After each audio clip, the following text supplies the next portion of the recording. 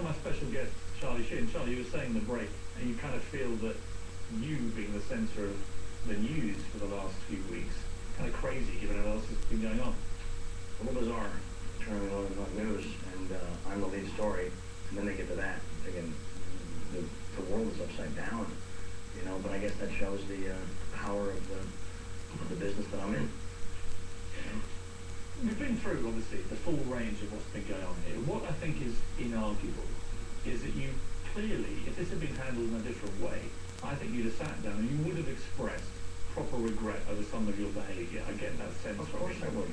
There's no gratitude here. There's none. There's no gratitude whatsoever. Nobody will call me. I have the decency to just call me. What is the answer to where you found yourself with CBS on the show? Because there are millions of fans.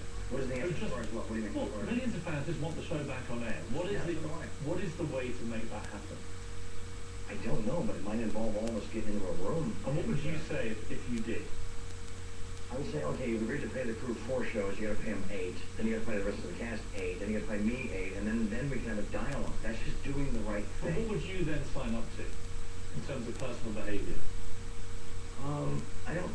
Yeah, I mean, I guess I would have to play ball on some front, but I don't feel like they still have a right to interfere in my personal life. I really don't feel like I don't do it in theirs.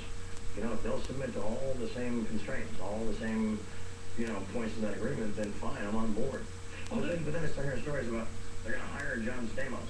Like, you got to do that, you deserve everything that happens later, you know. Sorry, John, you're a lovely man, but you got on me on Howard Stern, bro. I don't forget anything, man. You're quite sensitive underneath the brash exterior. Well, sensitive, yeah, when I have to be, sure. Yeah, but, you know, when I'm fighting a war, there's no room for sensitivity. But has any of this really upset you? Properly upset you? I was upset when, after being kind of picked on and a little bit, you know, that stuff, by Chuck and the vanity cards for like 8 years, and I finally fired back once. Now, my fire back was a 2,000-pound bomb, and it was, you know, laser guided. Obviously, he's the creator of the show. Yeah. He and you. But he took his ball and went home. Yeah, I mean, one crack, he took his ball and went home. I'm like, dude, come on. If he wasn't already trying to get off the show, then I don't know what else is going on. Here's the sad thing. You guys must have been very good friends at some stage. Never. No. Really? Never. You never had that kind of relationship? Well, probably like the first hour, maybe, and then it was like, you must let me impose my will all over your face. And like, whoa, dude. Do you regret anything you got? Do you regret making a little, what appeared to be an anti-Semitic dig at him? Well, yes, I do. I regret it in a way that I didn't even think about it, and then, yeah, I should have thought about it. Stupid move. Sorry. Would you say sorry to him if you had the chance? Well, of course I would, but I didn't think that was, I thought the rules had been established. He calls me Carlos Estevez a lot, which is my real name, and then I saw the other name in his vanity card, and I said it, and the world just started burning down around me. What's your biggest regret of all this? Get the time again, what would you do differently? Wow, again, we got to go back to those moments and bring back a souvenir. You know, you can't really change them. You can't change it, but yeah, you can regret. I don't know. Maybe I should have been a little quieter, a little softer.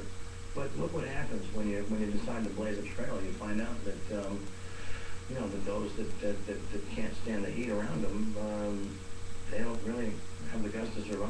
You know. If they make contact tomorrow, and if they say, why don't we try and all get together here and try and right here. I'm not going anywhere. Honestly, I don't have a job. I could come here and like color commentate for you. I love that. Okay, great. I'm sure I'm co-host for a week if you like. Call Rick. How do you hope it ends? I have a vision of us getting back on the air for season 9, and then doing season 10, and then cleaning up all this mess behind us, and then when we're back on the stage and doing it all perfectly and brilliantly, that a couple of adjustments will have been made. We all know where we stand right now, so we can't be like, hey, good to see you again. Not, you know. So yeah. What about your fellow cast members? Have you talked to any of them? I have not, because I don't feel like there's any real support there. No one has issued a statement. I've made a phone call. I get text, whatever. I ignore that. I'm out here doing this for all of us, guys. I'm not here trying to embarrass you or ruin your jobs or ruin the show. Do they feel you let them down? I don't know. I'd be speaking for them, but it would have been nice if there was some some measure of support from anybody at this point. That's all right, man. Every great movement begins with one man. I guess that's me. You're the kind of Che Guevara of Hollywood at the moment. I'll take it. I'll take it. Nice. Charlie, it's been a pleasure. Likewise. It's been fascinating, and I hope you do get it fabulous. sorted. You're fabulous. Thank you. Thank you. Thank you. I Awesome. hope you come back on when it gets resolved and talk about it. Absolutely. After I've won. There So I you wish go. you good luck with it. Thank you, sir. Charlie Pleasure. Sheen. Yes. Thank you very much. Keep winning. Extraordinary interview there with Charlie Sheen, and I think what I say. I hope they resolve it and he's back on what's one of the best shows on TV after all. That's all for us now. It's my colleague Anderson Cooper with AC360. Good evening. Muammar Gaddafi is cracking down and killing his own people, again, using deadly force on the streets of Tripoli and